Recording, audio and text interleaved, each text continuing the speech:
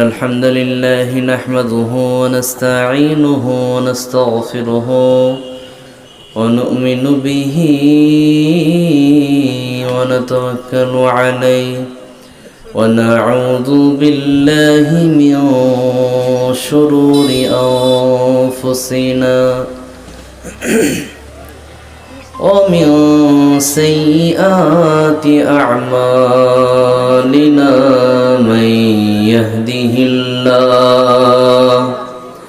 من يهده الله فلا مضل له ومن يضلل فلا تجد له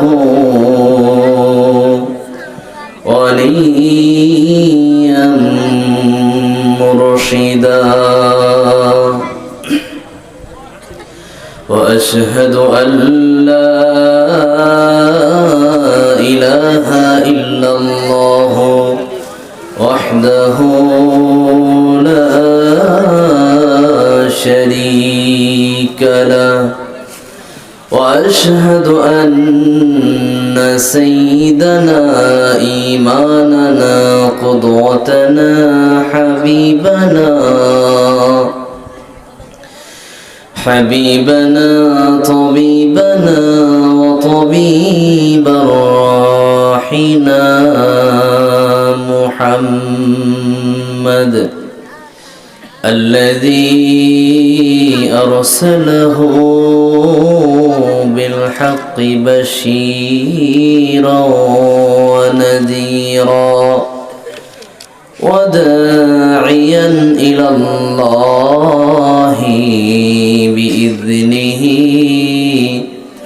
وسراجا منيرا فقد قال الله تعالى في كلامه المجيد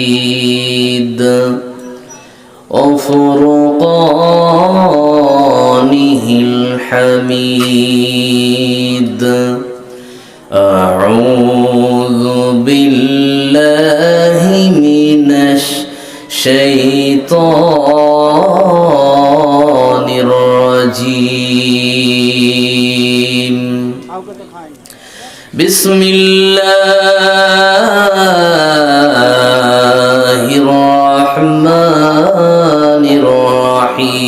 الرحيم والضحى والليل إذا سجى ما ودعك ربك وما قلى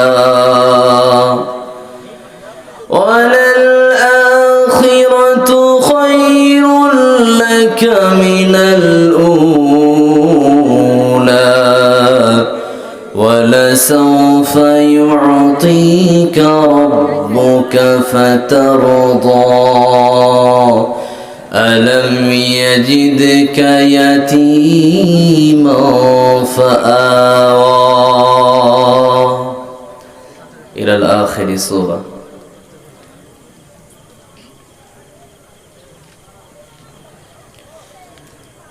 যে ফুল যুগ যুগান্তরে খুশবু ছড়ায় যে ফুল যুগ যুগান্তরে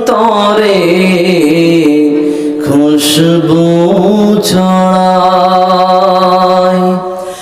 এঁকেছি সে ফুল মোরা এঁকেছি সে ফুল মোরা মনেরই কাবায়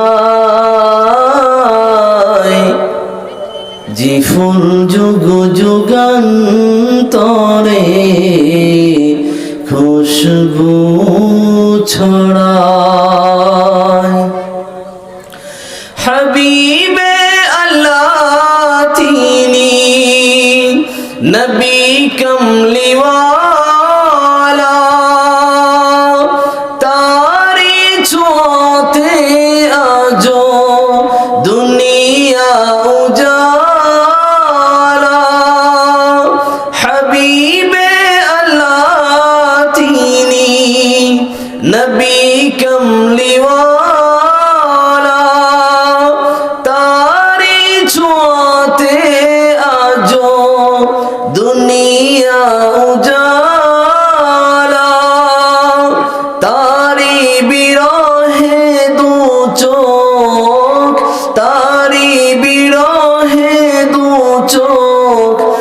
অশ্রু ঝরায়,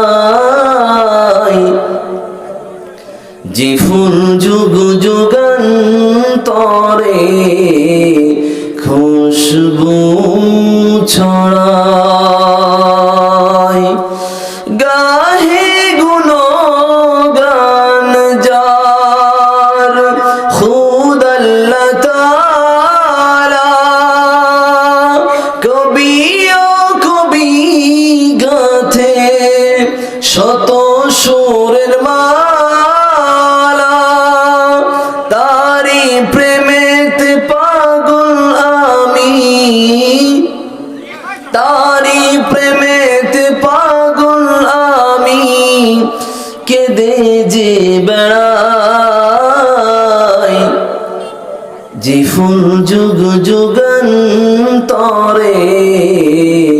খুশবু ছড়ায়, যে ফুল যুগ যুগান্তরে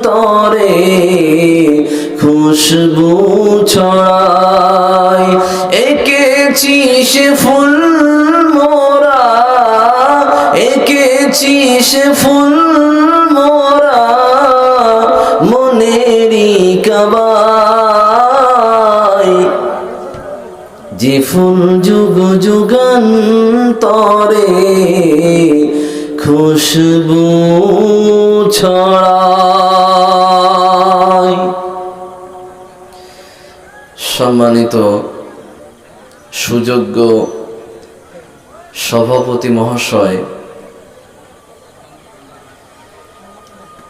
সম্মুখে উপস্থিত শ্রদ্ধের ও স্নেহের শ্রোতৃমণ্ডলী, পর্দার অন্তরালে মা ও ভগ্নীগণ, যাবতীয় প্রশংসা জ্ঞাপন করছি সেই মহান আল্লাহ পাক রব্বুল আলামিনের জন্য, যে মহান পাক রব্বুল ইজ্জত আমাদের সকলকে সুন্দর একটি আবহাওয়ার মধ্য দিয়ে, সুন্দর মনোরমপূর্ণ একটি পরিবেশ নিয়ে একটি মাহফিলকে তৈরি করার, আয়োজন করার পরে বসার এবং আলোচনা শোনার তৌফিক দান করেছেন। সেই মহান মাবুদের দরবারে শুকরিয়া জ্ঞাপন করে সকলেই আওয়াজ দিয়ে খুশি চিত্তে, আনন্দ চিত্তে, মুখ খুলে প্রাণ ভরে পড়ছি আলহামদুলিল্লাহ।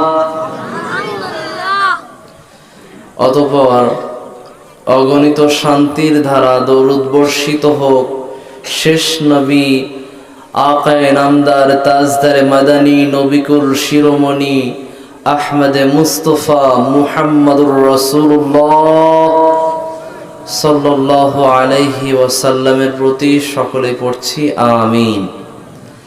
আপনাদের সম্মুখে আমি পবিত্র কোরআনের একটি সূরার কয়েকটি আয়াত পরিবেশন করেছি। এই সূরাকে সম্মুখে রেখে আজকের সংক্ষিপ্তে আলোচনা, সূরাতুদ দুহা এর তাফসীর সংক্ষিপ্তে আলোচনা করে আজকের আলোচনা সমাপনী করব ইনশাআল্লাহ তাআলা। আজকের আলোচনা শোনার জন্য আমরা প্রত্যেকে এখানে উপস্থিত হয়েছি। আলোচনা না শুনে চলে যাবেন কারা কারা? তার মানে আমরা সবাই থাকবো তো? সকলেই থাকবেন তো? কি ব্যাপার ইনশাআল্লাহ বলতে গিয়েও কি ভাত দিতে হবে? হ্যাঁ, মানে কি বাড়িতে গিয়ে ইনশাআল্লাহ বলবেন? একটা আওয়াজ দিয়ে বলেন ইনশাআল্লাহ। জি, হয়নি, এইটাকে আওয়াজ বলে না। আমরা মুসলমানের সেই মুসলমানের জাতি যারা ওমর ইবনুল খাত্তাব, যার মুখের আওয়াজ থাকতো সর্বসময় বাঘের গর্জন। আমরা সর্বসময় পেয়েছি ওমর ইবনুল খাত্তাবকে বেঈমান, কাফের, মুশরিক, মুনাফিক তাদের বিরুদ্ধে বিভিন্ন রকম হুঙ্কার এবং পদক্ষেপ নিতে। বদরের যুদ্ধ থেকে যারা বন্দী হয়েছিল, একমাত্র সাহাবী ওমর ইবনুল খাত্তাব, তিনি একটি রাদিয়াল্লাহু তাআলা আনহু, তিনি একটি সিদ্ধান্ত দিয়েছিলেন, আল্লাহর রাসূল ওদেরকে কতল করে দেন, হত্যা করে দেন।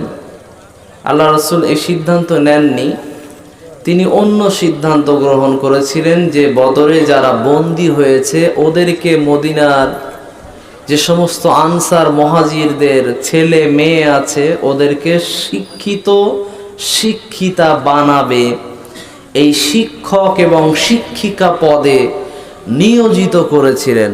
আল্লাহ পাক রব্বুল আলামিনের এই সিদ্ধান্ত কিন্তু পছন্দ হয়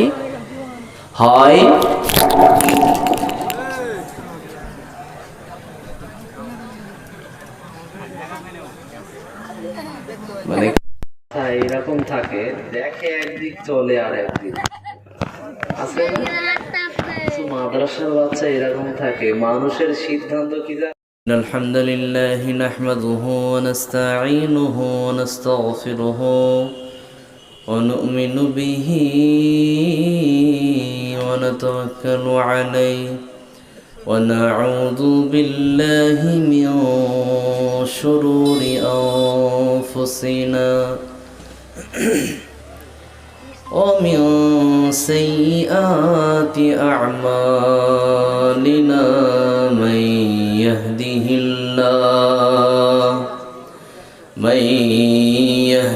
الله فلا مضل له ومن يضلل فلا تجد له وليا مرشدا وأشهد أن لا إله إلا الله وحده لا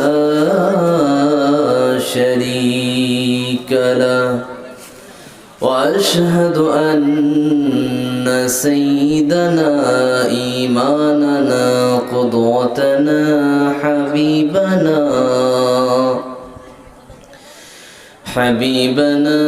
طبيبنا وطبيب روحنا محمد الذي أرسله بالحق بشيرا ونذيرا وداعيا إلى الله بإذنه وسراجا منيرا. فقد قال الله تعالى في كلامه المجيد وفرقانه الحميد أعوذ بالله من الشيطان الرجيم. بسم الله الرحمن الرحيم. والضحى والليل إذا سجى ما ودعك ربك وما قلى وللآخرة خير لك من الأولى ولسوف يعطيك ربك فترضى ألم يجدك يتيما فآوى إلى الآخر سورة.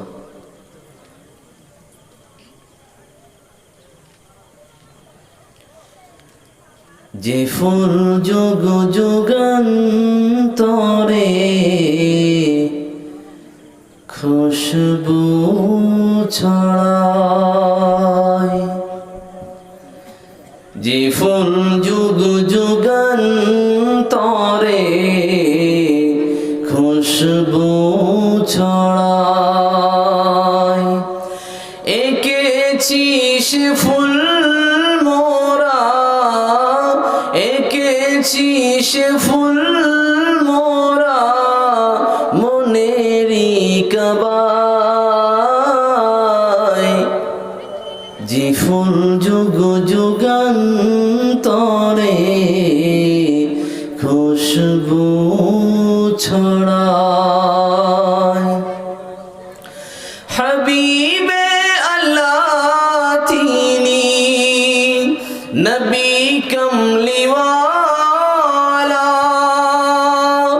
তারি ছোঁয়াতে আজো দুনিয়া উজালা।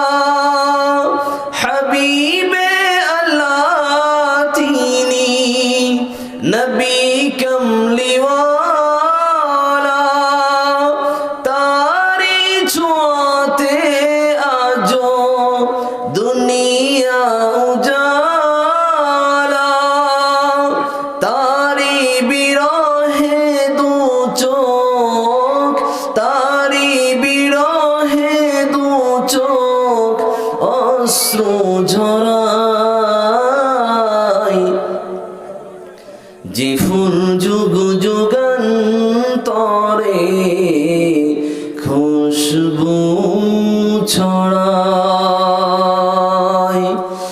গাহে গুণগান যার খুদ আল্লাহ তাআলা, কবি ও কবি গাথে শত সুরের মালা।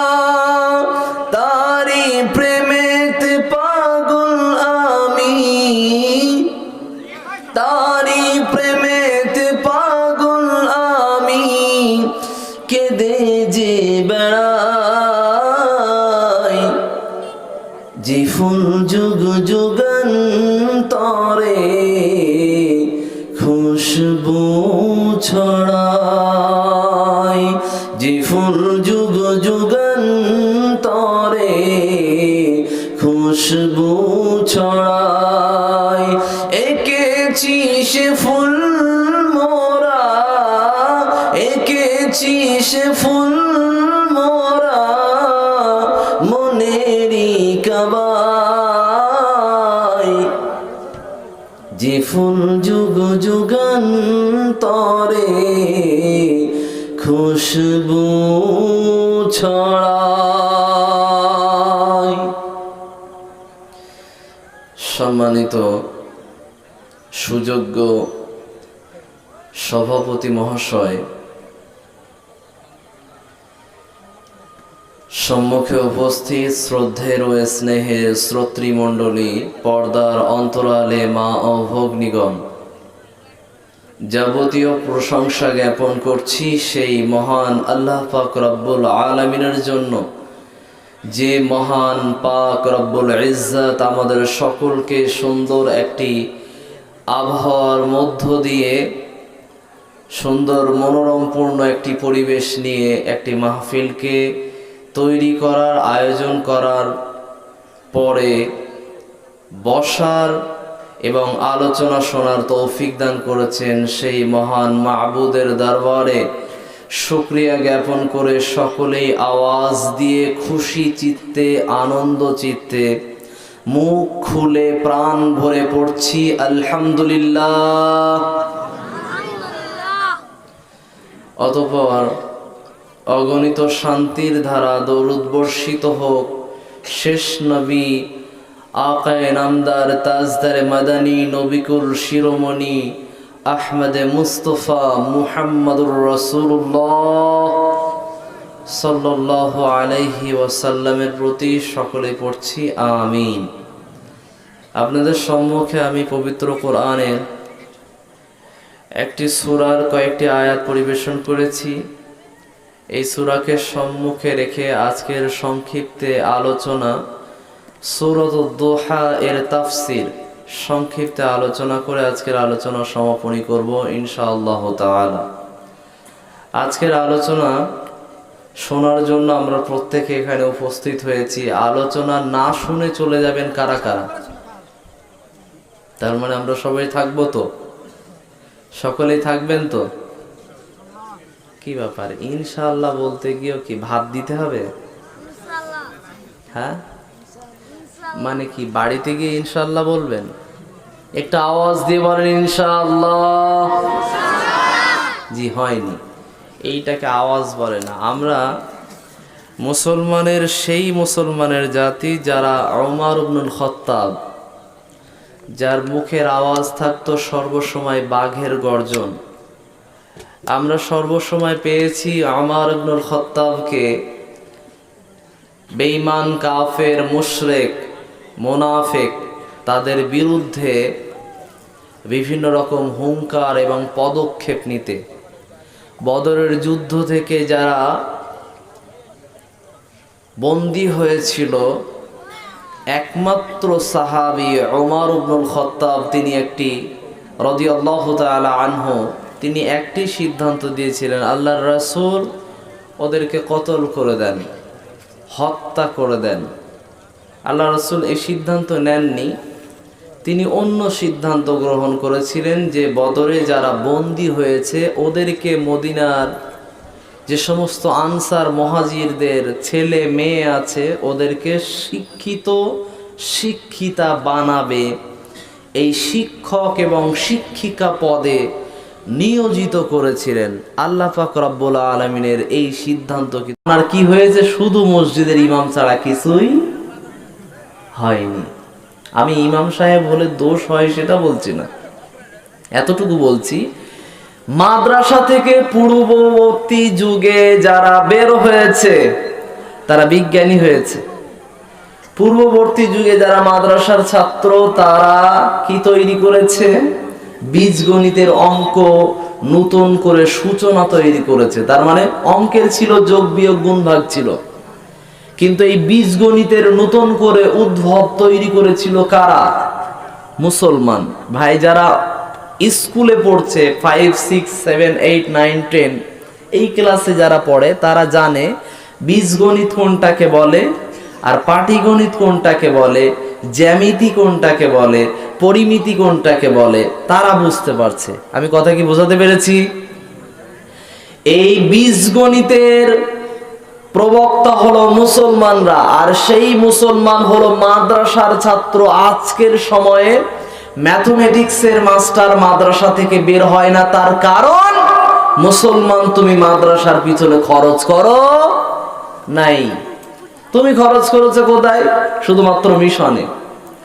তোমার খরচ করার মনোবৃত্তি হয়েছে শুধুমাত্র স্কুলের টিউশনিতে যে ছেলেটা যাবে তার পিছনে খরচ করতে হবে, মাদ্রাসাতে খরচ করার প্রয়োজন নাই। পূর্ববর্তী যুগে যারা বড় মুসলমান ছিল তারা খরচ করেছে কিভাবে? মাদ্রাসা থেকে এই যে লাইটগুলো দেখতে পাচ্ছেন, এই ক্যামেরার লেন্সগুলো যেগুলো দেখতে পাচ্ছেন, মোবাইলের পিছনে যে ক্যামেরার কাঁচ যেগুলো আছে, সামনে যে কাঁচ আছে, কাঁচ, ঘড়ির পিছনে ঘড়ির সামনে যে কাঁচ আছে, লাইটগুলোতে যে কাঁচ আছে, কাঁচ ছাড়া কোনো জায়গাতে আজকের চলা যায় না। কোনো জায়গাতে আজকে চলা খুবই কষ্টকর। এই কাঁচকে আবিষ্কার করেছে কারা? মুসলমান। সেই মুসলমান কারা? এই মুসলমান হলো মাদ্রাসার ছাত্ররা। ভাই, মুসলমান এই মাদ্রাসার ছাত্রগুলো তখন কাঁচ তৈরি করতে পেরেছে, তখন ম্যাথমেটিক্স নতুন করে আবিষ্কার করতে পেরেছে। কখন? যেই মুসলমানের বাচ্চার খরচ লাগবে 1000 টাকা, সেই সময়ের যুগে মাত্র 2 টাকা দিলে সারা মাসের খরচ ভালোভাবেই হয়ে যেত। কথা ঠিক না ভুল? আজ থেকে 50 বছর আগের কথা বলছি আমি। তখন যদি 2 টাকা দেওয়া হতো বলেন তো হাট বাজার পরিপূর্ণ হতো না? ঠিক বলছি না ভুল বলছি? যারা বয়স্ক বৃদ্ধ মানুষ আছেন বলেন, ঠিক না? এখন এই অবস্থার সময়ে তখনকার যুগে দেওবন্দ মাদ্রাসার যিনি ছিলেন প্রিন্সিপাল, তার আব্বাজান তাকে খরচ হিসাবে দিতেন কত করে জানেন? 1000 টাকা করে দিতেন। সেই মাদ্রাসার যে ছেলেটা প্রিন্সিপাল হলো, কি করে হলো? তার মন মানসিকতা ছিল ব্রড মাইন্ডেড, অনেক প্রশস্ত, অনেক বড়। চিন্তাধারা এটা ছিল না যে আমি চাকরি করব, এটা ছিল না। তার চিন্তাধারা এটা ছিল পড়াশোনার সময় থেকে যে আমি চাকরি দেব। চিন্তাধারা এটা ছিল না যে আমি চাকরি না পেলে আমার পেটের ভাত হবে না। তার চিন্তাধারা এইটা ছিল যে আমি চাকরি করাবো, আমার আন্ডারে যেন 10টা 5টা 20টা 50টা 100 200 মানুষের পেটের ভাত যেন হয়, আমার দ্বারা যেন মানুষের ইনকাম হয়, আমি ইনকাম করব, এটা উদ্দেশ্য নয়। সেই মুসলমান তখন উন্নত হয়েছিল এই রকম মন মস্তিষ্ক নিয়ে। আমরা মন মস্তিষ্ক যখন থেকে ছোট করেছি ইসলামের জন্য, ইসলাম তখন আমাদের কাছ থেকে পা টেনে নিয়ে পলায়ন করতে শুরু করেছে। প্রত্যেকের উদ্দেশ্যে বলছি, সন্তানগুলোকে মাদ্রাসাতে পড়ান, সন্তানগুলোকে মিশনে পড়ান, আপনি যেখানেই পড়ান না কেন আমার সেখানে মাথা ব্যথা নাই, সব জায়গাতে আপনি পড়ান। তবে সন্তানকে সুশিক্ষায় শিক্ষিত বানিয়ে শুধু সন্তান বানালে হবে না, সুসন্তান বানাতে হবে। কি সন্তান বললাম? সুসন্তান। সন্তান 3 প্রকার, খেয়াল করে শুনবেন সকলেই। ভাই অসুবিধা হচ্ছে কি? বক্তব্য শুনতে খারাপ লাগছে? নাম্বার 1 সন্তান, নাম্বার 2 সুসন্তান, নাম্বার 3 কুসন্তান। সন্তান কয় প্রকার? নাম্বার 1 সেটা হলো সন্তান। এই সন্তান কি করবে? মা বাবার সম্মান যেমন ছিল সেখানেই দাঁড়িয়ে আছে। বাবা চাষি ছিল, ছেলেও চাষি। বাবা মাস্টার ছিল, ছেলেও মাস্টার। বাবা ক্ষেত মজুর ছিল, ছেলেও ক্ষেত মজুর। বাবা রিক্সা চালক ছিল, ছেলেও রিক্সা চালক।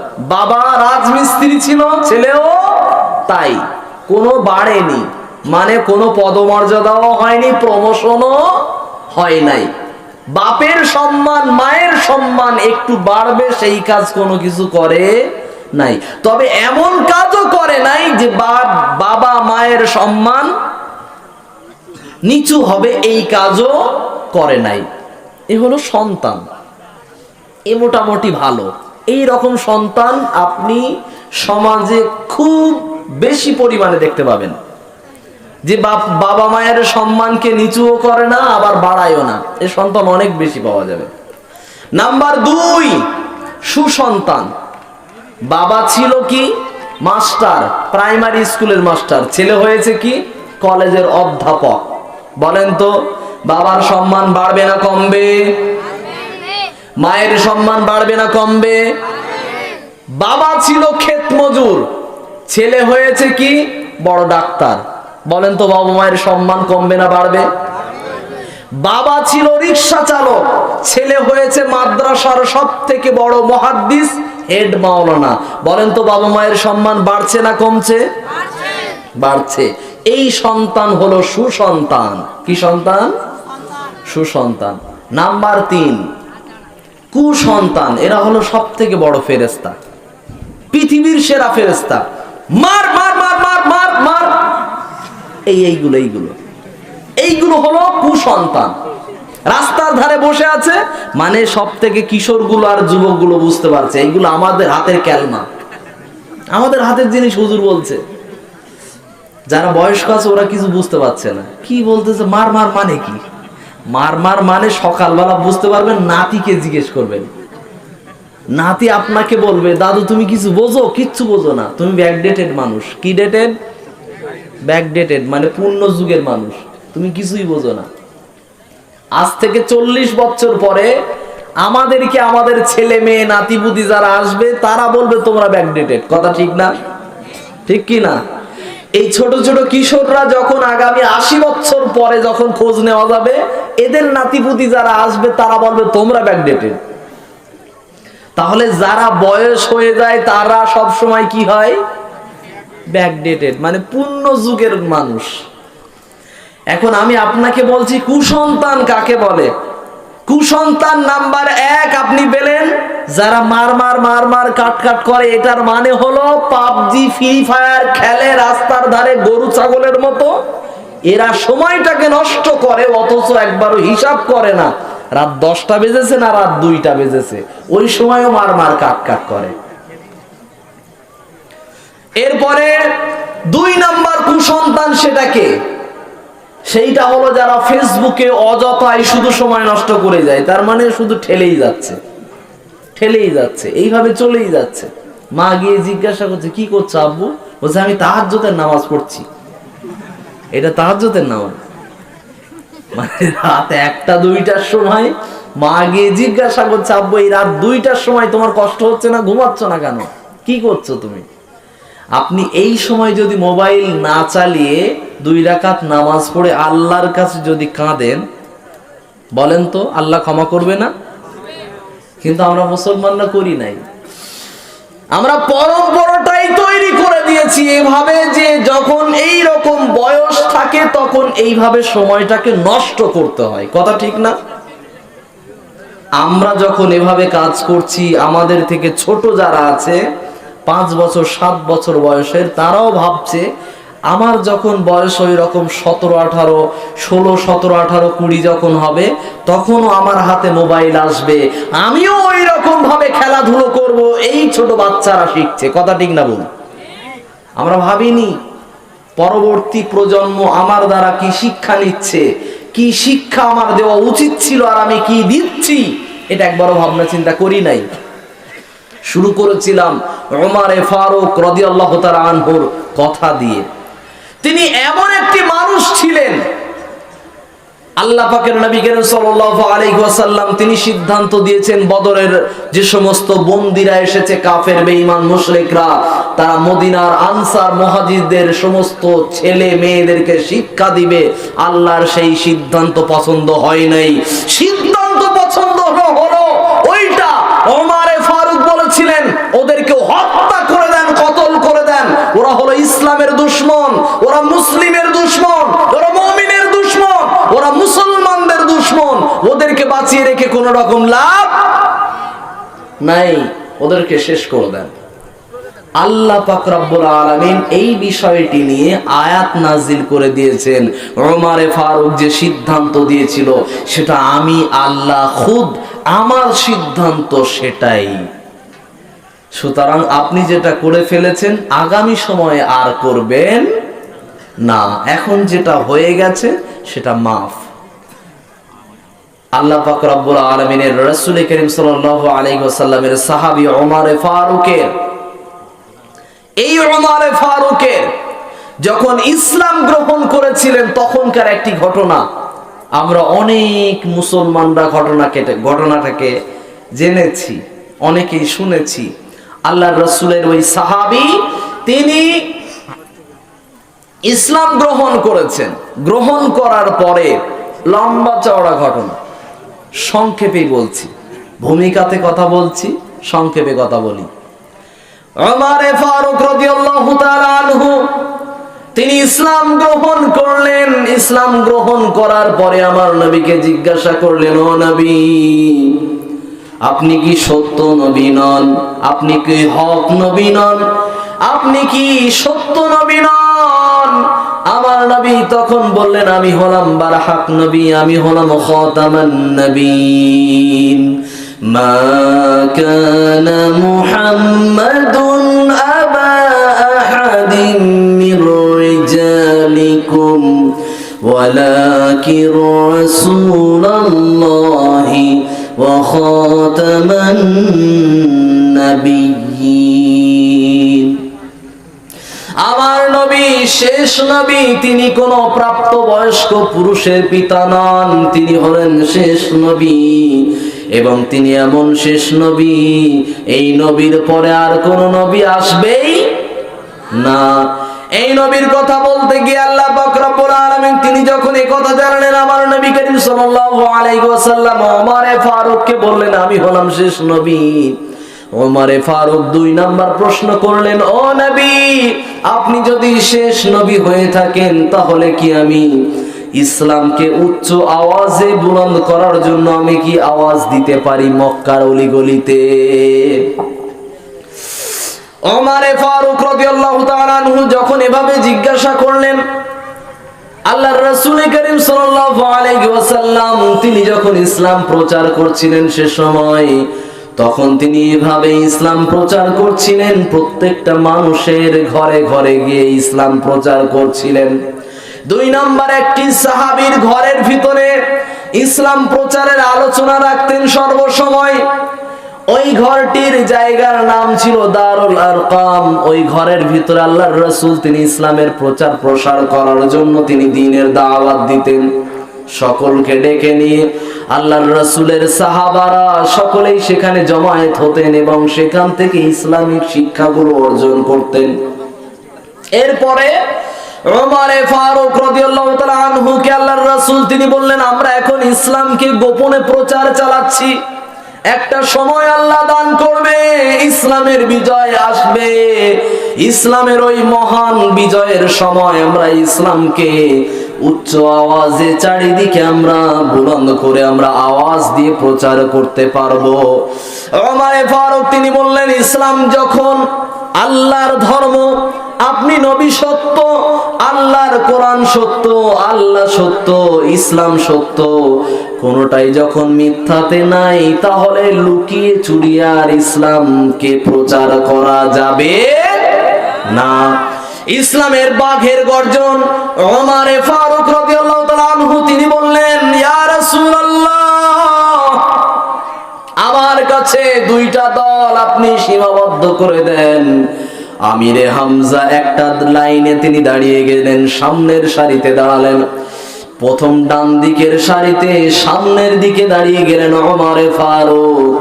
সামনের দিকে লিল্লাহে তাকবীর, সকলে বলতে হবে নারায়ে তাকবীর, লিল্লাহে তাকবীর, তাকবীর।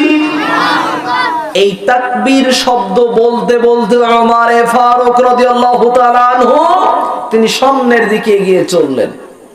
এই তাকবীর শব্দটা ইসলামের প্রতিধ্বনি দেওয়ার জন্য ব্যবহার করেছিলেন ওমর ফারুক রাদিয়াল্লাহু তাআলা আনহু। তিনি এই আওয়াজ দিয়ে শুরু করলেন। সামনে বাড়ি থেকে বের হচ্ছে হঠাৎ করে, নেতার নাম হলো আবু জেহেল। আবু জেহেল বাড়ি থেকে বের হওয়ার সময় বলল, মক্কায় আমাদের রাজনীতি আছে, আমাদের রাজত্ব আছে, আমাদের পাওয়ারের ভিতরে, আমাদের রাজত্বের ভিতরে, এখানে কেন মুসলমানদের জয়ধ্বনি আসে? দেখতো বাইরে কে আসছে। বাইরে গিয়ে আবু জেহেল সবার সামনে গিয়ে খোঁজ করে দেখলো, কাফের বেঈমানের দলের লোকেরা সামনে যাওয়ার পরে তারা থমকে দাঁড়িয়ে গেল, কোনো কথা আর বলে না। আবু জেহেল সবাইকে সাইড নিতে নিতে সামনে গিয়ে দাঁড়িয়ে গিয়ে দেখলো কি ব্যাপার, কেউ কথা বলে না কেন।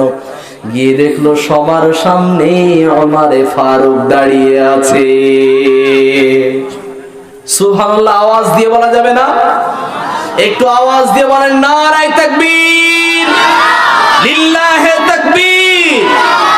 সেই মুসলমানের জাতি আমরা শুধু ঘুমিয়ে থাকলে হবে? হ্যাঁ, প্রতিদিনই তো ঘুমাচ্ছেন। যদি আপনি 60 বছর বয়স পান আর 8 ঘন্টা 9 ঘন্টা করে যদি ঘুমান, হিসেব করে বলেন তো কত বছর ঘুমিয়েছি?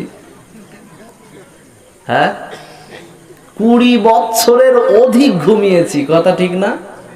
20 বছর যদি ঘুমিয়ে কাটান, তাহলে এই 20 বছরের ভিতরে একটা দিনের জন্য অন্তত 2টা ঘন্টা ভালো করে জাগ্রত থাকা যাবে না? যাবে কি যাবে না? তাহলে আমরা মুসলমানরা সকলে মুসলমানের মতো আওয়াজ দিয়ে কথা বলতে হবে। যখনই জিজ্ঞাসা করব, জেগে থাকার মতো আওয়াজ দিতে হবে। হবে তো? বলি ইনশাআল্লাহ। আল্লাহ তুমি আমাদের সকলকে কবুল করো না, বলি আমিন। আল্লাহ পাক রব্বুল আলামিন পবিত্র কোরআনের সূরাতুদ দুহা এর ভিতরে বললেন, এটাকে সাইড করেন, একটু এইটুকু দেবেন চা, ঠিক আছে?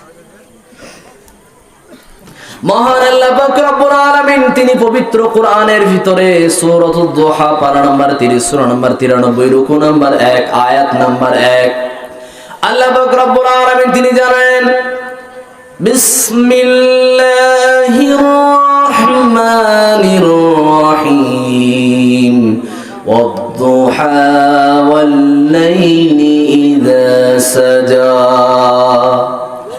আল্লাহ পাক রব্বুল আলামিন তিনি জানেন ওয়াদ-দুহা, সুপ্রভাতের শপথ করে আমি আল্লাহ পাক রব্বুল আলামিন জানালাম।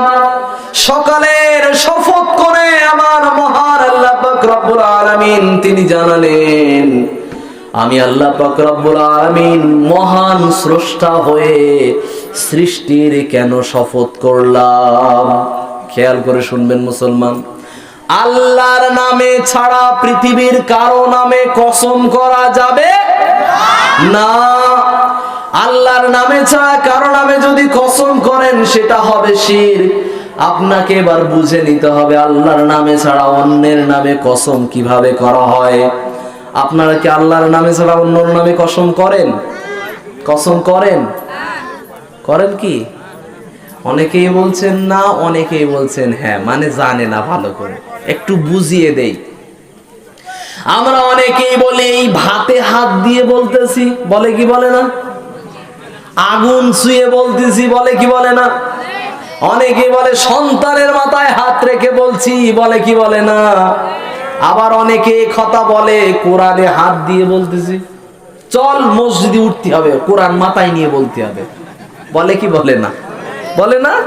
এগুলো ছেলেদের ভিতরে হয় না, কাদের ভিতরে? আমার মা বোনদের ভিতরে। ওরা তো সোনার চাঁদ, মানে ওরা না হলে ঘরের বালিশ মন্ত্রী নাই, ওরা না হলে খাদ্য মন্ত্রীও নাই। মানে নারী জাতি ছাড়া পুরুষ জাতি কি বিকলাঙ্গ, এরা দাঁড়াতে পারবে না। প্রতিদিনের খাদ্য তৈরি করে দেয় কে? ঠিক না? মশারি টাঙিয়ে দেয় কে?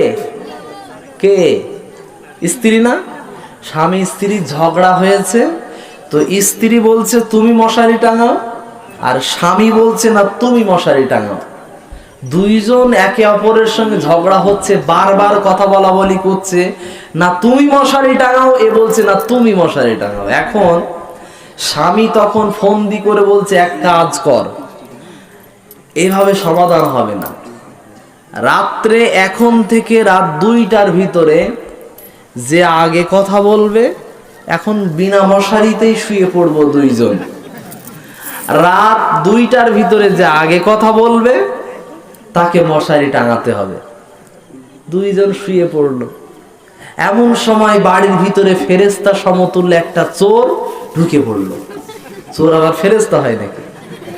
ও চোর ঘরের ভিতরে ঢুকে কি করেছে, প্রথমে জুতোটায় হাত দিয়েছে, যেই জুতোটা ওই নারীটার, ওই মহিলার জুতো। মহিলা দেখতে পাচ্ছে স্বামী মুখটা তাকিয়ে আছে, মুখ করে আছে দেয়ালের দিকে, আর স্ত্রী মুখ করে আছে সামনের দিকে, মানে ঘরের সামনে যা কিছু হচ্ছে ও সব দেখতে পাচ্ছে। এমন সময় জুতো নিয়েছে, দেখতে পেয়েছে, আর বাড়ির কলসিটা হঠাৎ করে নিয়েছে, একটু আওয়াজ হয়েছে, ও একটু নড়ে উঠেছে, কি ব্যাপার, কি ঢুকেছে, বুঝতে পেরেছে যে কলসিটা একজন চোর নিয়ে যাচ্ছে, কিছুই বলল না। ঠিক সে সময়ে শোকেসটা কি ছিল, খোলা ছিল, কাঁচগুলো তো খোলা থাকে বেশিরভাগ, তাই না? ওই কাঁচ যেই খুলেছে, খোলার পরে দেখছে যে অনেকগুলো হার, অনেকগুলো সোনার চুড়ি, এই সেই সবগুলো আছে। ও সবগুলো বের করে নিয়ে গামছার ভিতরে ভরেছে। ভরার পরে তখন দেখছে কি ব্যাপার, দুইজন শুয়ে আছে, কিছুই তো বলছে না। 2-3 বার আওয়াজ হলো কিন্তু কোনো সারা শব্দ নাই। এখন তাহলে ব্যবস্থা নেওয়া যাক। বাড়িতে ছিল হাঁড়িতে বিরিয়ানি, চোর আবার কি করলো, ওই বিরিয়ানিগুলো খেয়ে নিয়েছে। মানে সুযোগে এমন অসৎ ব্যবহার করেছে। কি ব্যাপার ভাইরা, কি ব্যাপার, আপনারা কথা বলছেন কেন? এইদিকে ভাইরা, কি সমস্যা, কি আপনারা উঠছেন কেন? এদিকে সেদিকে ছত্রভঙ্গ হলে হবে না। এমন সময় চোর খাওয়া দাওয়া করার পরে এবার পালাবে। যেই পালাতে যাবে স্ত্রী তখন কি বলল, বললে এই ধর ধর ধর, স্বামী বলছে এই মশারি টাঙা। মানে চুরি হয়ে গেছে। তখন স্ত্রী তখন বলছে তুমি যে মশারিটা টাঙাতে বলছো, ওই মশারিটাও চুরি করে নিয়ে চলে গেছে। কোন মশারি টাঙাবে? বলছে কে নিয়ে গেছে? বলছে চোর নিয়ে চলে গেছে। আমি প্রত্যেকের উদ্দেশ্যে বলছি, আমাদের স্ত্রীরা আমাদের প্রতি অভিমান করে, রাগ করে, তারা একটু জেদি হয় কম বেশি সকলেই, কিন্তু এই জেদটাকে জেদ বলবেন না, এটাকে বলা যায় অভিমান। আপনারা একটা ছত্রভঙ্গে পালাচ্ছেন। জি ভাইয়েরা শোনেন, আপনাদেরকে আমি বলেছি পিছনে কি হচ্ছেটা কি ভাই? ওখানে কি রসগোল্লা আছে? মানুষের একটা বদ অভ্যাস আছে, দীঘাতে বেড়াতে গেছে, একজন এইভাবে তাকিয়ে আছে ওপরের দিকে, ওর পিছনে আরেকজন ওইভাবেই তাকিয়ে আছে। তো এইভাবে তাকাতে তাকাতে মোটামুটি 50 জন হয়ে গেছে। 50 জনের পিছনে একজন বুদ্ধিমান চালাক লোক, সে জিজ্ঞাসা করছে ভাই কি দেখছেন? বলছে আমি ওইটাই খুঁজছি সবাই কি দেখছে। সামনের জনকে জিজ্ঞাসা করলো ভাই তুমি কি দেখছো? বলছে আমিও তাই খুঁজছি সবাই কি কি দেখছে। এরপর ওর সামনের জন জিজ্ঞাসা করলো, সবার একই প্রশ্ন। পুরো সামনে যেই ব্যক্তিটা আছে, অবাক হবেন কথাটা শুনলে, একেবারে সামনে যেই ব্যক্তিটা আছে ওর কাছে যখন জিজ্ঞাসা করা হলো ভাই তুমি কি দেখছো সামনে? বলছে আসলে আমি কিছু দেখছি না, আমার ঘাড়টা ব্যাকা তাই। বুঝতে পেরেছেন কিছু? মানে একজন দৌড়িয়েছে, অবস্থা দেখেছেন? সবাই পালাতে শুরু করেছে। মানে ওখানে কি না জানি ঘটে গেছে, নতুন মনে হয় কবর উঠেছে ওখানে। মানে বাঁশ থেকে পানি বেরোচ্ছে, সেই পানি গ্লাস পেতে খেতে হবে, এরকম কদিন হয়েছিল না? গাছের পাতায় আল্লাহু নাম লেখা উঠেছে, হয়েছিল না? আকাশের মেঘ আল্লাহু লেখা উঠেছে, আকাশের মেঘের ভিতরে সেজদা করছে। তোমার কিসের সেজদা? নিজে নামাজ পড়ো না, তুমি ওই ফটো তুলে ফেসবুকে স্ট্যাটাস করো। কিসের স্ট্যাটাস? এতে কোনো কাজ হবে না। আল্লাহু নাম যদি গাছের পাতায় লেখা ওঠে, ওতে কি কোনো তোমার 2 পয়সা লাভ হয়েছে? হ্যাঁ, কিসের প্রচার তোমার? এতে ইসলামের কি সুনাম বেড়েছে? কোনো নাম বাড়ে নাই। ইসলামের এটা নতুন কোনো মর্যাদা নয়। তুমি এসবের প্রচার কেন করো? এইগুলো হলো কি জানেন? নাস্তিক বেঈমানরা যখন এগুলোকে দেখে বলে দেখেছো ইসলাম কেমন খাসির পাত্র। ইসলাম এইটাকে বলে। আকাশের মেঘ একটু বেঁকে চুরে গেছে তাই বলছে আকাশের মেঘ সেজদা করছে, এটার নাম ইসলাম। দেখেছো কি সুন্দর ইসলাম? এইটাকে কি ইসলাম বলে? আকাশের মেঘ একটু বেঁকে গেছে তাই বলছে আল্লাহু লেখা উঠেছে, এরা হলো মুসলমান।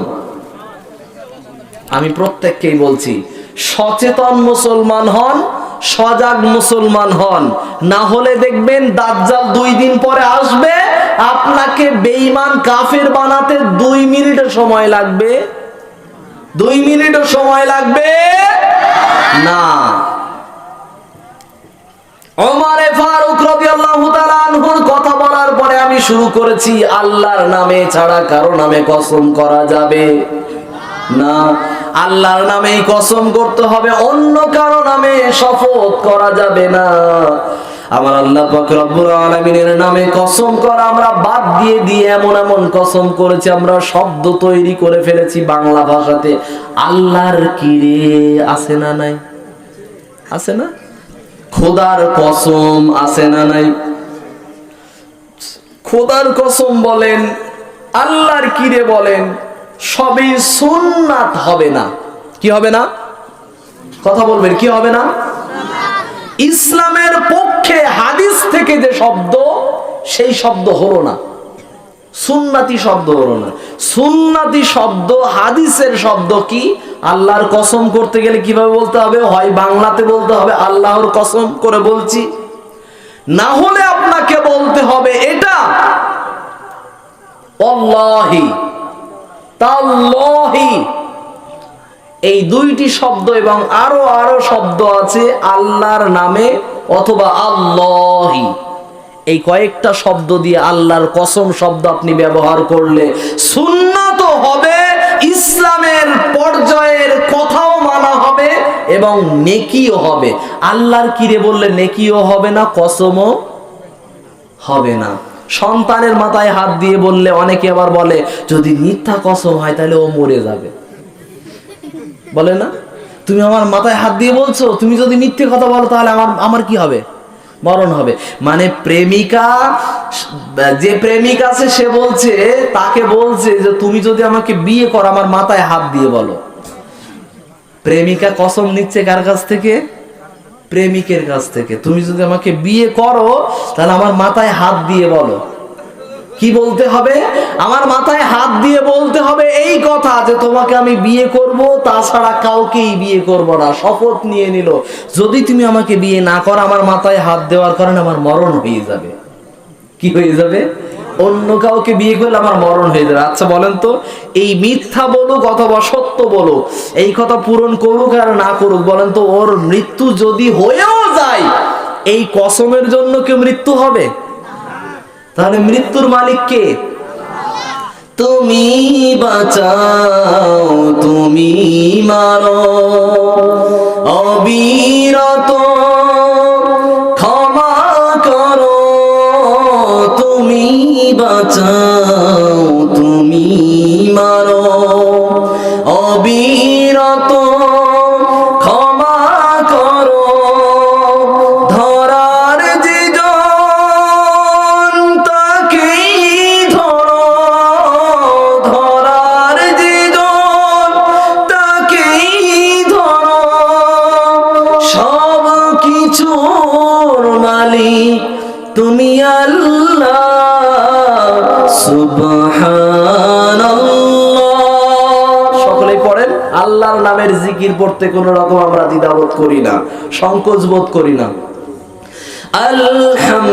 আলহামদুলিল্লাহ, লা ইলাহা ইল্লাল্লাহ।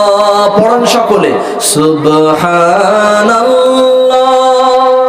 আলহামদুলিল্লাহ, লা ইলাহা ইল্লাল্লাহ। মহান আল্লাহ পাক রব্বুল আলামিন, তিনি হলেন জীবন দেওয়ার মালিক, তিনি হলেন মৃত্যু দেওয়ার মালিক। আল্লাযী খালাকাল মাউতা ওয়াল হায়াতা লিয়াবলুয়াকুম আইয়ুকুম আহসানু আমালা। আমি হলাম মহান জাত, মহান পাক রব্বুল আলামিন, সারা বিশ্ব জগতের মালিক। আল্লাহু আলা কুল্লি শাইইন কাদির, আমার হাতে সব কিছুর শক্তি আমার হাতে আছে। সেই মহান মাবুদ তিনি বললেন, আমি আল্লাহ পাক রব্বুল আলামিন জীবন দিয়েছি, আমি মৃত্যুকে সৃষ্টি করেছি। তাহলে জীবন সৃষ্টি করার মালিক কে? মৃত্যুকে আবার সৃষ্টি করার মালিক কে? সেই মহান আল্লাহ পাক রব্বুল আলামিন জীবন মৃত্যু কেন দিলেন? এর মাঝখানে একটি উপহার হিসাবে জীবন দিলেন। এই জীবনটার ভিতরে আমাদের দায়িত্ব পালন করতে হবে। আল্লাহ পাক রব্বুল আলামিন তিনি জানালেন, আহসানু আমালা। আমি আল্লাহ পাক রব্বুল আলামিনের সন্তুষ্টির জন্য ভালো ভালো কাজের প্রতিযোগিতা করা লাগবে। আমরা সকলে ভালো কাজ করব তো? বলি ইনশাআল্লাহ। আল্লাহ তুমি আমাদের সকলকে তৌফিক দাও, বলি আমিন।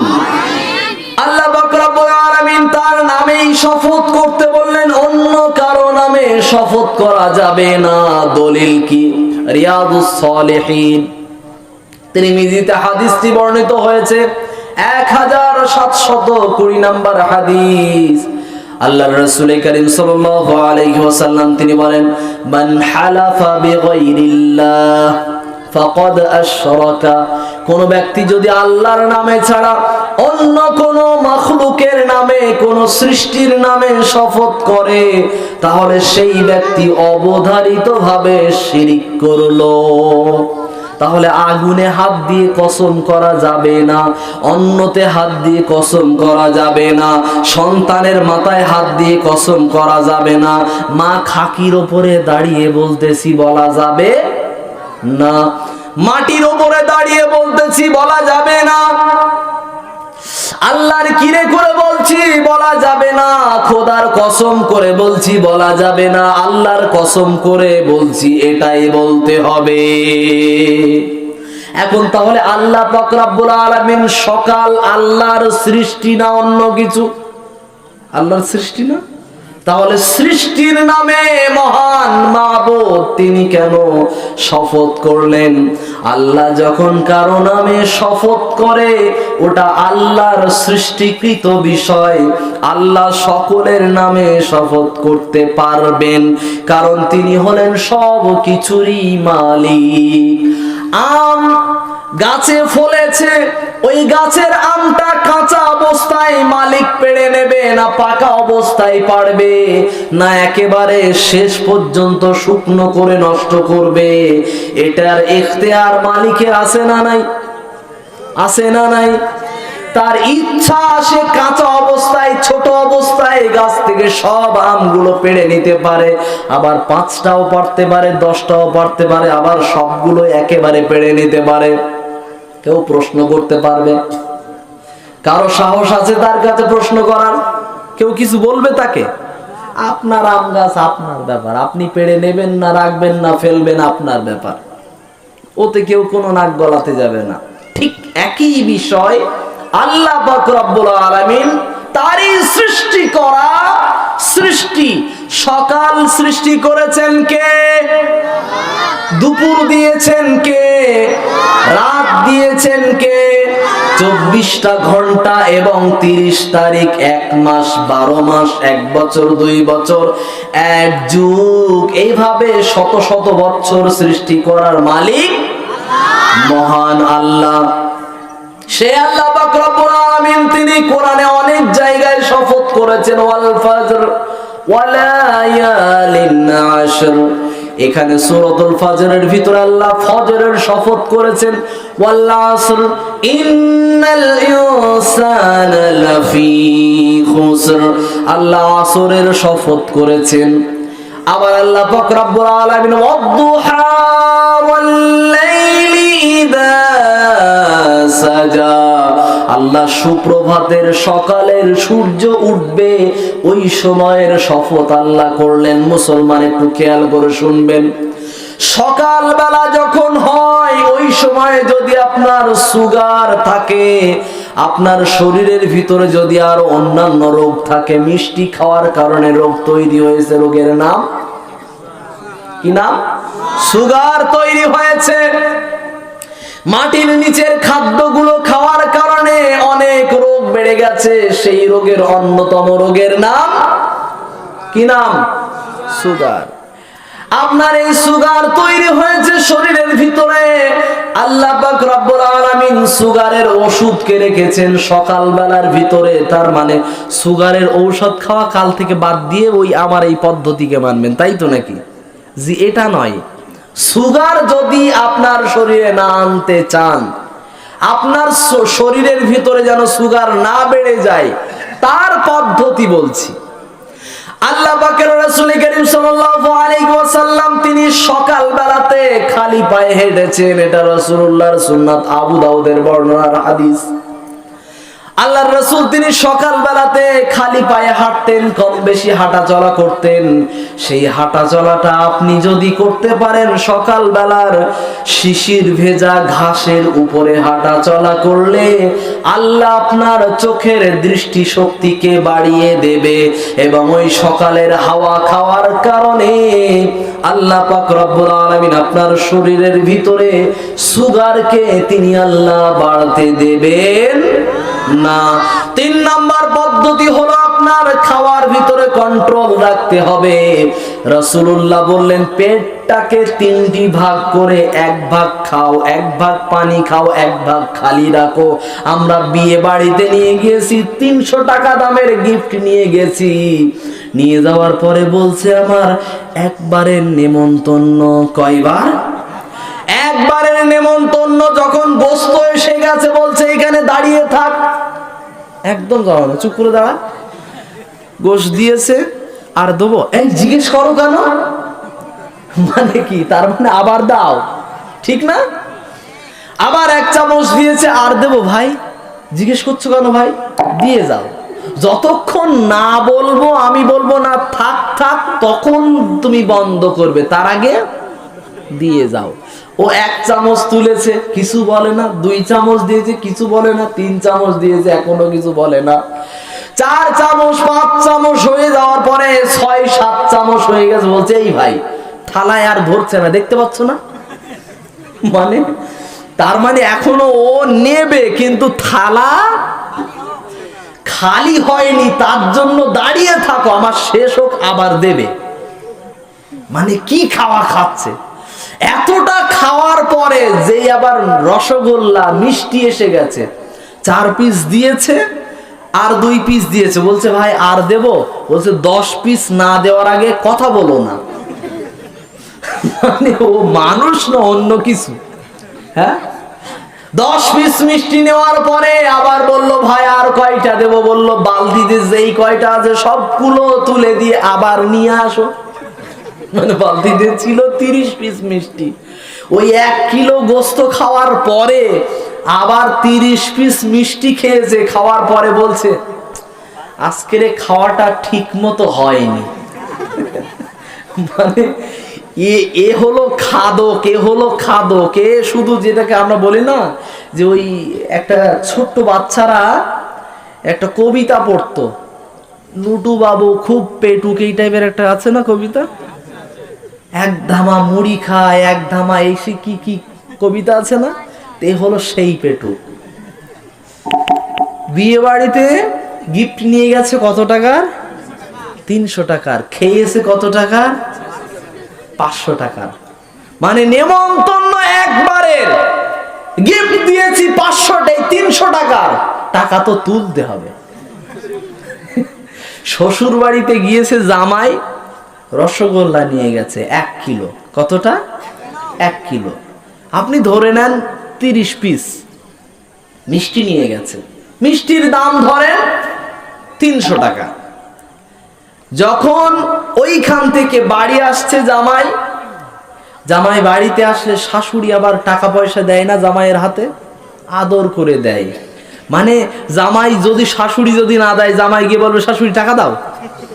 এ তো ফকিরির বাচ্চা, ফকির। এটা করবেন না। শাশুড়ি আদর করে ভালোবেসে আপনার হাতে 500 টাকা হয়তো দিল, কোন ক্রমে শাশুড়ি 200 টাকা দিয়েছে, ও নিজের বউয়ের কাছে ওই টাকা নিয়ে আবার বউয়ের কাছে গিয়ে বলছে কি জানেন, এই আমি 300 টাকা দামের মিষ্টি এনেছি, তোর মা আমার কাছে 200 টাকা দিয়েছে কোন মুখে? প্রতিবাদ করছে। স্ত্রী তখন বলছে তুমি কি ব্যবসা করতে এসছো নাকি শ্বশুর বাড়ি? মানে রসগোল্লা বিক্রি করতে এসছো? তুমি মিষ্টি নিয়ে এসেছো না বিক্রি করতে এসেছো? তো এই রকম জামাই আজও আছে। মানে শ্বশুর বাড়িতে গেলে ঠ্যাঙের ওপর তুলে এইভাবে দোলাতে থাকে, এই আজকের পোল্ট্রি মুরগি আনো, আজকের গরুর গোস্ত আনো, আজকের মুরগি জবাই করো, আজকের কবুতরের বাচ্চা রান্না করো। এইভাবে যখন আপনি নিজের মতো আইটেম করে করে চাইছেন, ভাই একবারও লজ্জা লাগে নাই ওই খাদ্যগুলো নিজে কিনে এনে শ্বশুর শাশুড়িকে একবার যত্ন করে খাওয়াতে পারলেন না? কিসের জামাই আপনি? সকলকেই বলছে, এখানে অনেক জামাই আছে না, আমার শাশুড়ি মা যদি এই ভিডিও দেখে খুব খুশি হবে, আমার জামাই দেখেছো শাশুড়িদের পক্ষে বলছে, ঠিক না? মানে যত্ন বেড়ে যাবে। এমনিতেই আলহামদুলিল্লাহ যত্ন কম না বেশি হুজুরদের? সব জায়গায়, কোন জায়গায় কম আছে? কি কিছু বলবেন? সমস্যা আছে?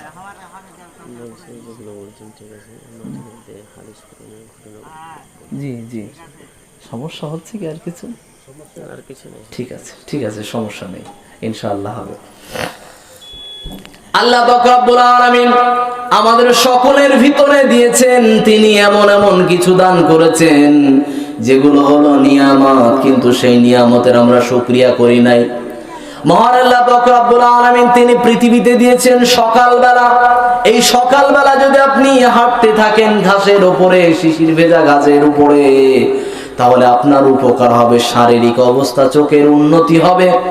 আরো যদি আপনি 3 ভাগের 1 ভাগ পেটটাকে যদি আপনি ভাগ করতে পারেন, তাহলে জীবনে কোনো সুগার আপনাকে স্পর্শ করবে না।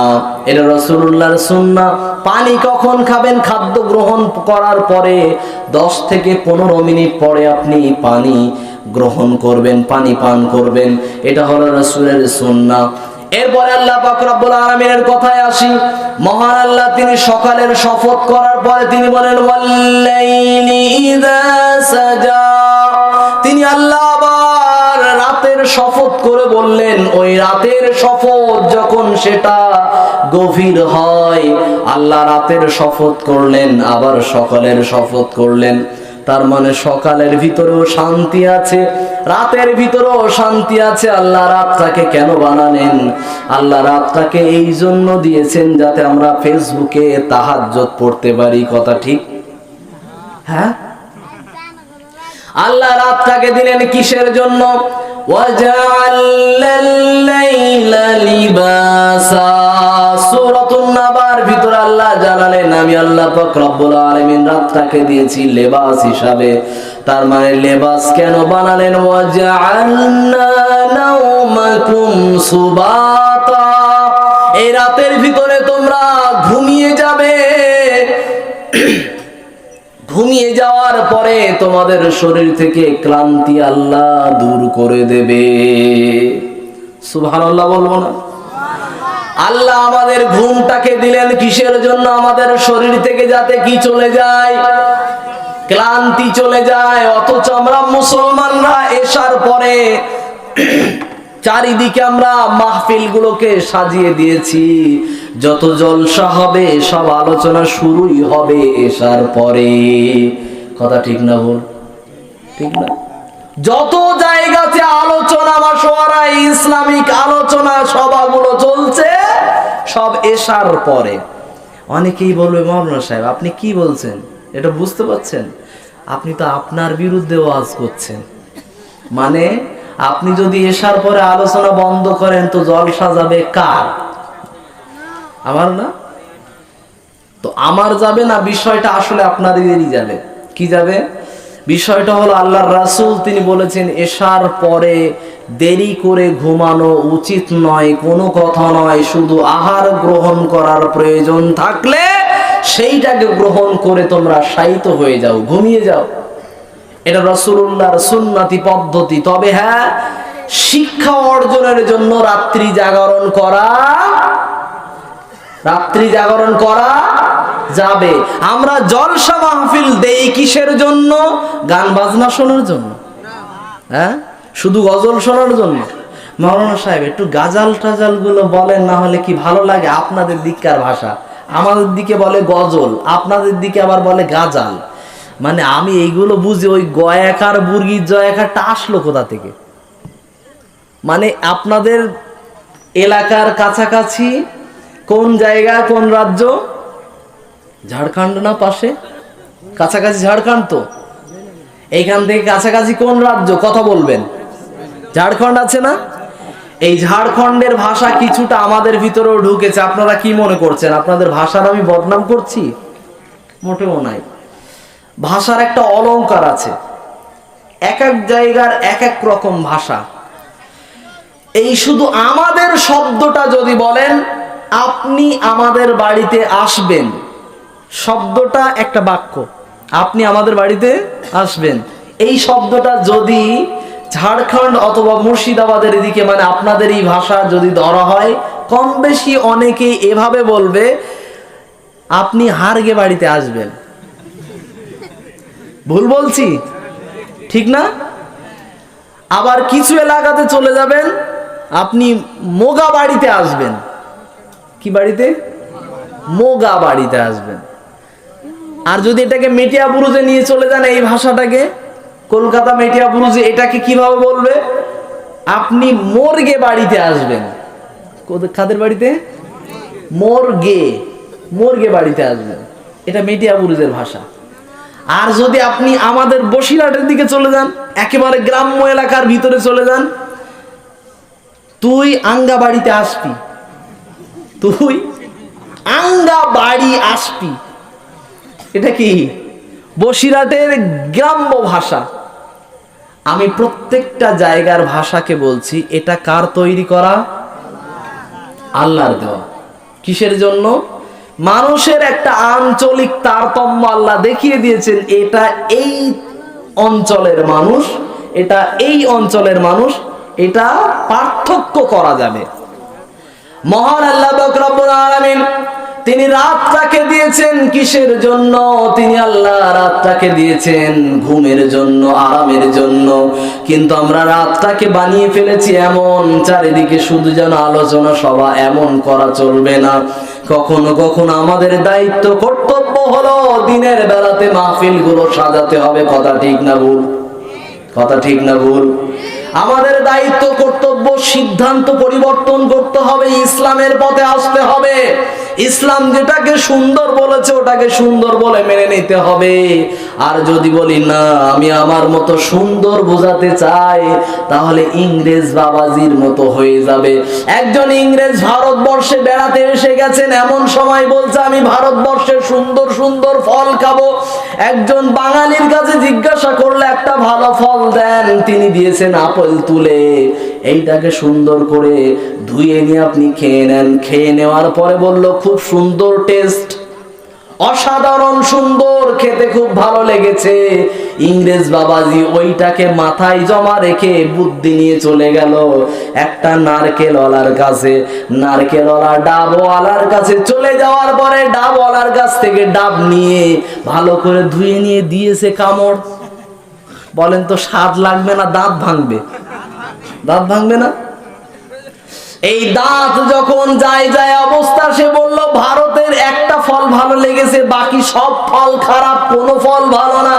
পাশেই ছিল এক বাঙালি, বলল এই ইংরেজ বলো কি ভারতের ফল ভালো না? মানে এদিকে আয়, কি খাচ্ছিস? বলছে নারকেল খাচ্ছি। বলছে ওইটা খেতে হয়, ভালো করে ছিলতে হবে। এটাকে ভালো করে ছিলে পরিষ্কার করে দেওয়ার পরে কেটে দিল, পানিটা খাইয়ে দিয়ে এবার তার ভিতরের শ্বাসটা যখন দিল, বলল এর মতো সুস্বাদু ফল আর পৃথিবীতে নাই। নির্ভেজাল ফল যদি খেতে চান তাহলে ডাব খাবেন, 2 দিন 5 দিন পরে পরে ডাবের পানি খাবেন, 1 মাস 2 মাস পরে পরে ডাবের পানি খাবেন। শরীরের ভিতরে বদ হজম, আপনার গলার সর্দি কাশি যদি থাকে সেগুলো আল্লাহ দূর করে দেবে। সুবহানাল্লাহ বলা যাবে না? আল্লাহর নিয়ামত হলো সৃষ্টি। এই সৃষ্টির ভিতরে অনেক উপকার আছে, আমরা ওইগুলো খাবো না। ডাক্তার দেখাতে গেছে, গিয়ে কিনেছে কি ওষুধ কিনতে গেছে বদ হজমের জন্য, বাইরে এসে খাচ্ছে চপ ভাজা। বলেন তো ওষুধে কাজ হবে? হ্যাঁ, ও যে জন্য ওষুধ আনতে গেছে সেইটা আবার পকেটে করে বাড়ি আসছে। আমি প্রত্যেকের উদ্দেশ্যে বলছি, মুসলমান রাতের আধারের মাহফিল বন্ধ করে দিনের বেলাতে নতুন করে শিডিউল করতে হবে। এটা হলো রাসূলের সুন্নাহ।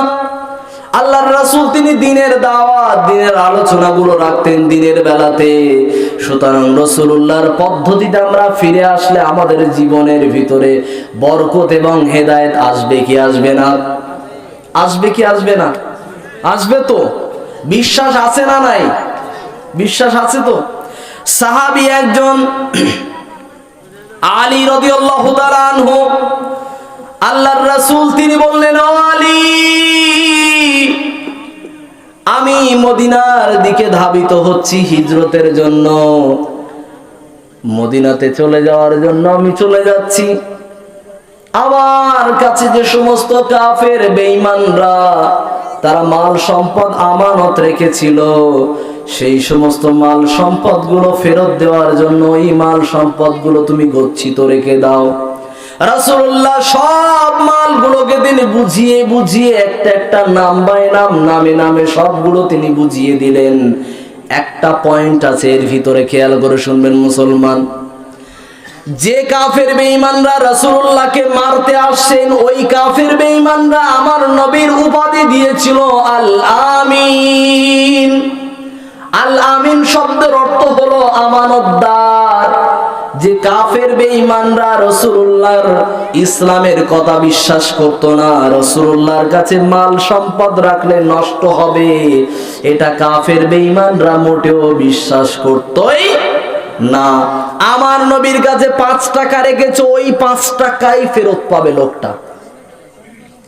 আমার নবীর কাছে 5 দিরহাম রেখেছে, ওই 5 দিরহামই ফেরত পাবেন ব্যক্তিটা। যেভাবে সোনার টাকা দিয়েছে আমার নবী সেগুলো খরচ করতেন না, যেমন টাকা দিতেন তেমন ভাবে রাসূলুল্লাহ তার কাছে ফেরত দিতেন। এটা হলো আমানতদার। এটা কি? আমানতদার। আমার নবীকে কাফের বেঈমানরা মারার জন্য নবীর ঘরটাকে চারিদিক থেকে ঘেরাও করে নিল। আলী রাদিয়াল্লাহু তাআলা আনহু, সাহাবী আলী, তাকে রাসূলুল্লাহ ডেকে বললেন, এই মাল সম্পদগুলো জমা রাখো।